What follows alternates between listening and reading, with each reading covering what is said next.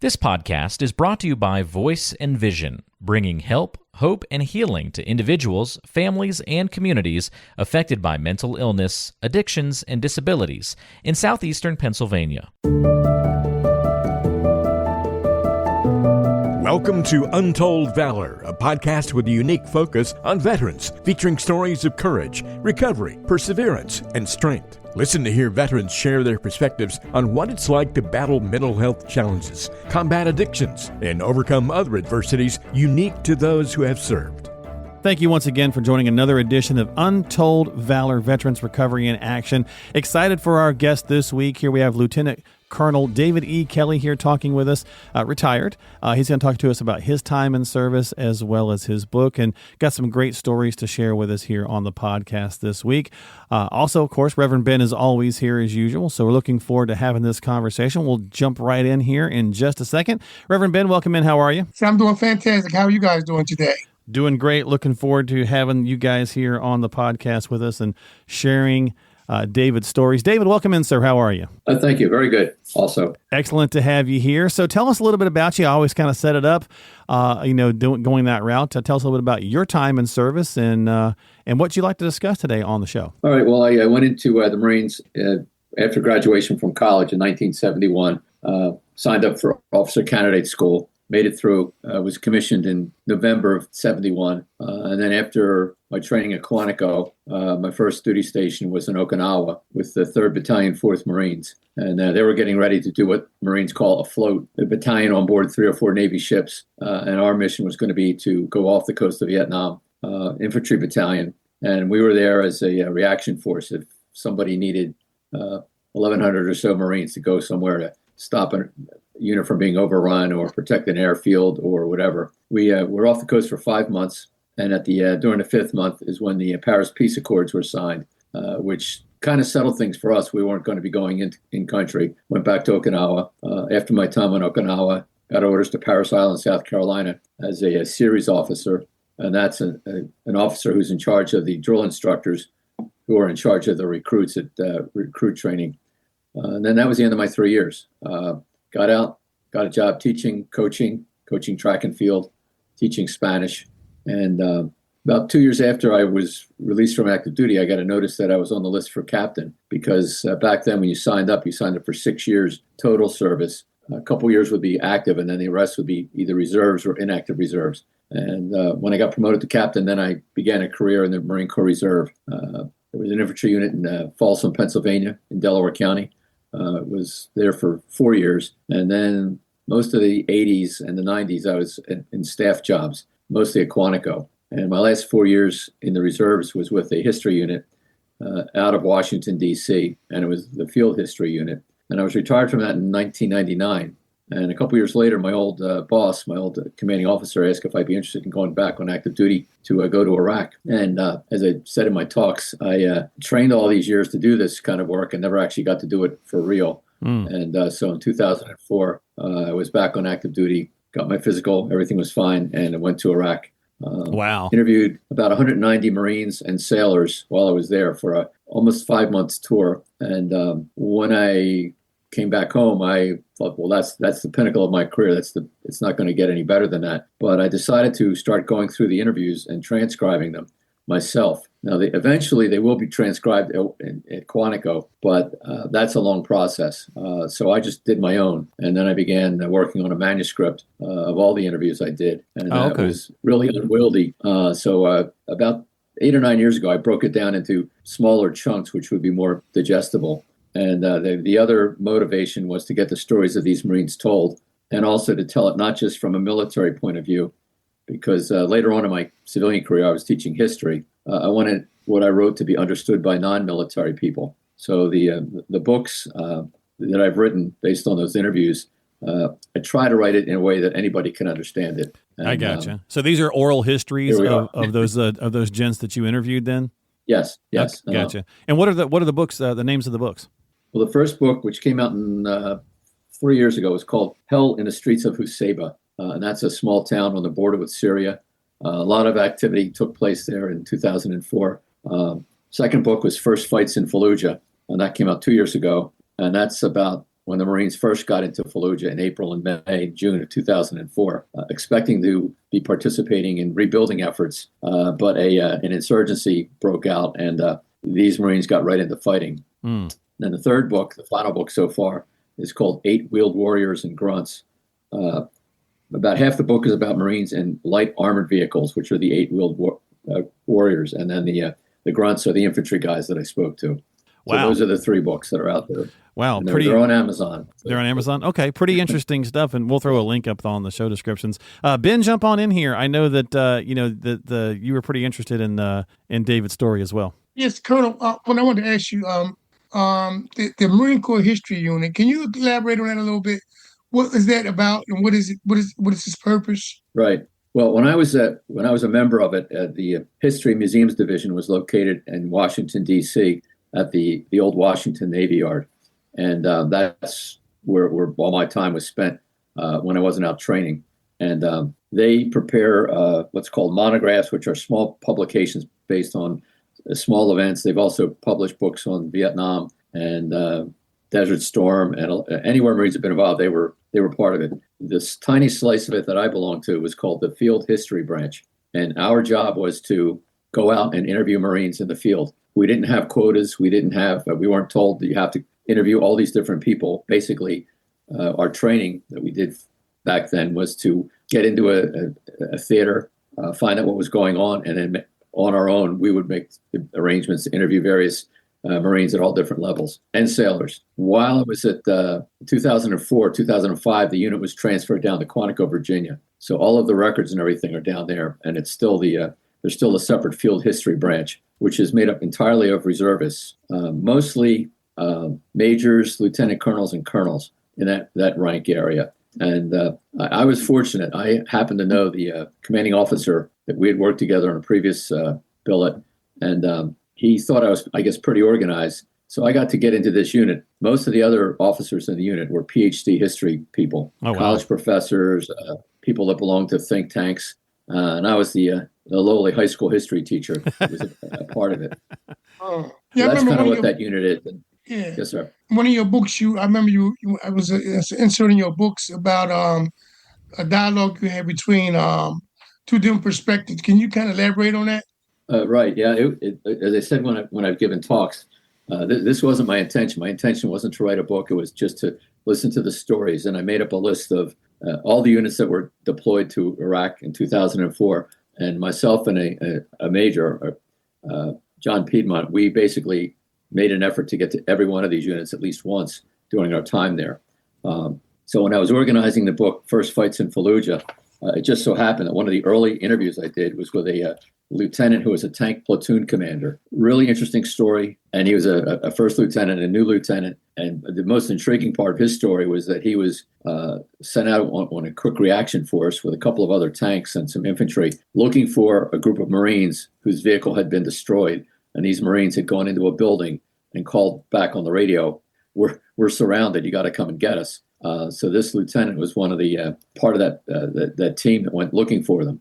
Now, of course, the fog of war, they were sent to an area in Fallujah, which was not where the Marines were. And then when they got to that area where the Marines weren't, they saw smoke coming up a couple hundred meters away, and they went to that part of the city. And when they got to that part of the city, they saw the vehicle that had the Marine vehicle that had been destroyed by insurgent rocket fire, and smoke was billowing out of it, but they didn't see any Marines. And they were in a big open area, the lieutenant said, and they were firing at various buildings and firing their machine guns on the tanks. They hadn't fired the main guns yet, but they were firing at buildings that they could see enemy fire coming from. And the lieutenant, in his interview, said he got to this one building. He saw people shooting out of the building. He and his other tank had their main guns aimed at the building, and he said he was within a half a second of firing his main gun. And then he saw what he said was a flak and a Kevlar. Flak is the flak jacket, the Kevlar was the helmet. And the Lieutenant Adams, said, I never felt so sick in my life. I came that close to blowing up these 13 Marines. Oh, wow. 3 months later, I'm interviewing Marines at another an infantry company, Bravo Company, 1st Battalion, 5th Marines. And I'm interviewing several of the Marines who were in that vehicle and in that room. And I was talking to the staff sergeant who was in charge of them, Staff Sergeant Segredo, and he gave me all the details of what happened to the vehicle, how they were able to get the Marines out of the vehicle and find an empty building, and they were surrounded by enemy firing at them. They're running out of ammunition, and they heard the tanks coming. They could hear the sound of the tanks. And as this Staff Sergeant Segredo was telling me this story, I realized, wait a minute, this is the other half of that tank story. He's inside that building, and he's excited that the tanks are showing up. And I let him keep going because I didn't want to interrupt his train of thought. But when the interview was over, I turned off my recorder and I said, Sergeant Segredo, let me tell you what was going on inside the tank. And he looked at me, and the Hispanic guy from California, he turned white, and he said, no shit, sir. He had no idea. And when I tell this story to people, they say, well, didn't they know? Didn't they know? Anybody with a military background would know. You don't know who the guys in the tanks are. You may never see them again. And they showed up for one mission. They did their mission, and they went off somewhere else in Fallujah or another part of Iraq. And that story, there were about 6 Marines that I interviewed from that unit that were rescued, each with a different perspective. But to me, the most exciting one was the one that he was excited that he was being rescued, not knowing that he came within half a second of being killed by what would be called friendly fire. So that kind of anchors the second book, First Fights in Fallujah. I start off with talking to the tanker, and I end up with talking to the Marines who were in that building. And when I was putting the book together, I had no plan to do that. It just the interview with the tanker was one of the earlier interviews I did. The interview with the Marine in the building was one of the last interviews I did. And when I got it done, I thought, boy, wasn't I clever to put that together like that? When actually, that's just how it happened. I told the stories as they're told to me by the Marines. So throughout the books, stories go back and forth like that, where you'll be reading about one Marine and you say, oh, wait a minute, this must be the guy that was involved with another thing in another unit. And oftentimes it is. Well, Lieutenant Colonel, we're so glad that you made it home, because I heard you say in other interviews I've had with you that you were not part of the fight. But I'm here to tell you today that you were part of the fight, and you played a crucial role in reminding us about the fight. So you were there, and you were part of the fight, sir. Yeah.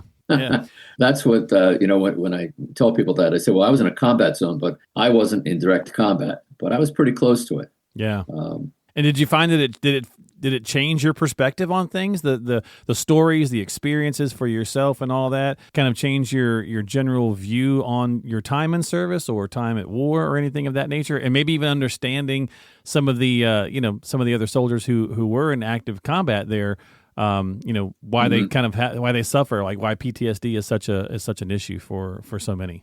I was just amazed at the maturity, the level of maturity, and the teamwork that these guys exercised. Several awesome. of the units had been there in 2003 during the initial invasion and had maybe a week or two of fighting, and then almost a year to the day later, they're back in there and fighting again and just doing their job.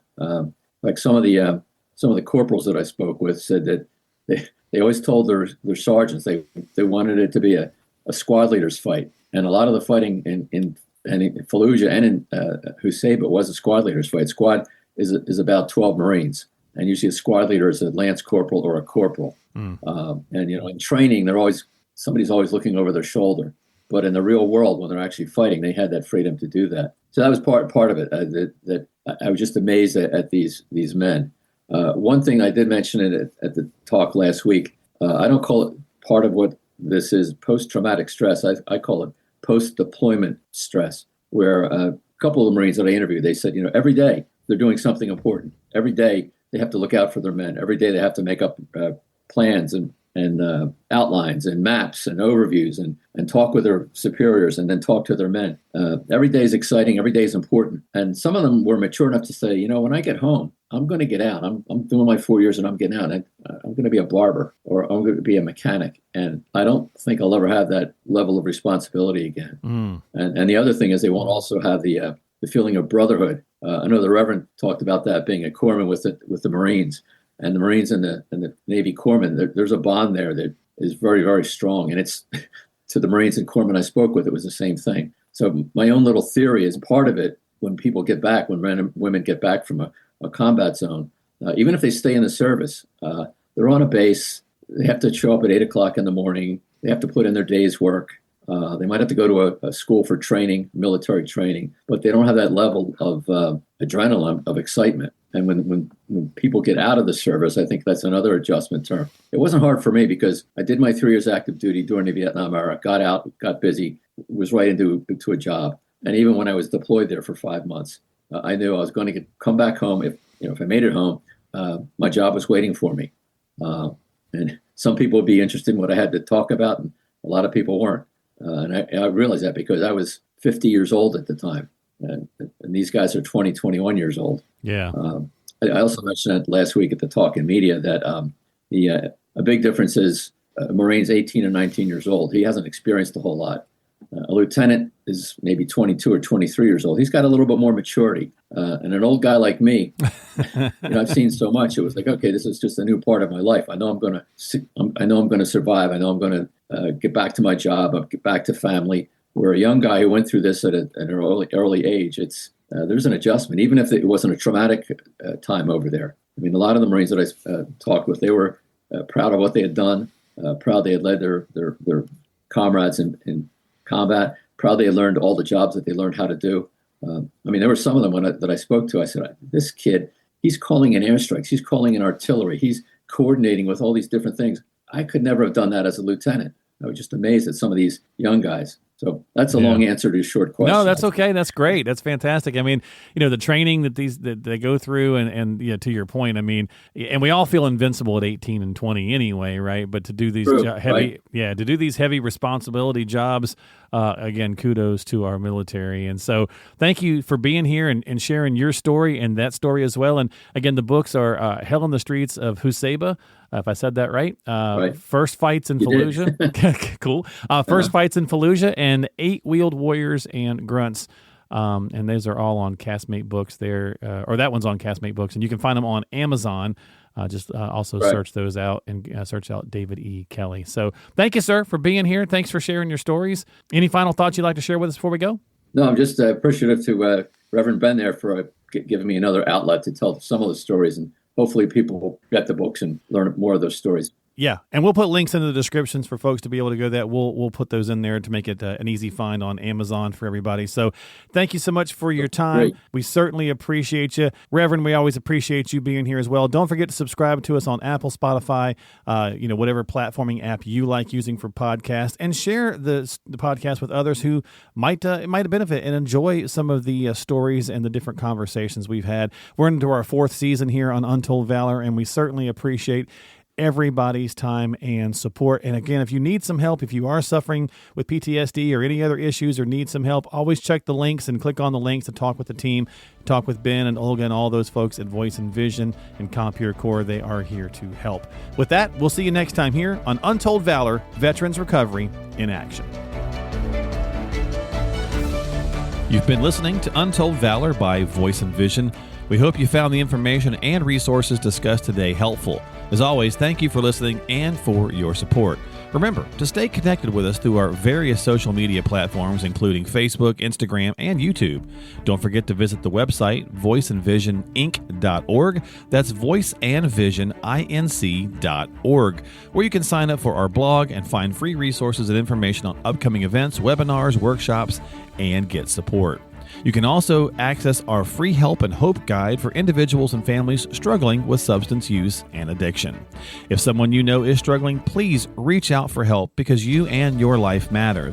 Remember, the National Suicide and Crisis Lifeline is available to you at any time by dialing 988. We are all ambassadors of hope and recovery, and if you want to share your story, please contact us. Compeer Corps is also looking for veteran mentor volunteers and veteran participants. To find out more information about Compeer Corps, please call 610-541-0790. That's 610-541-0790.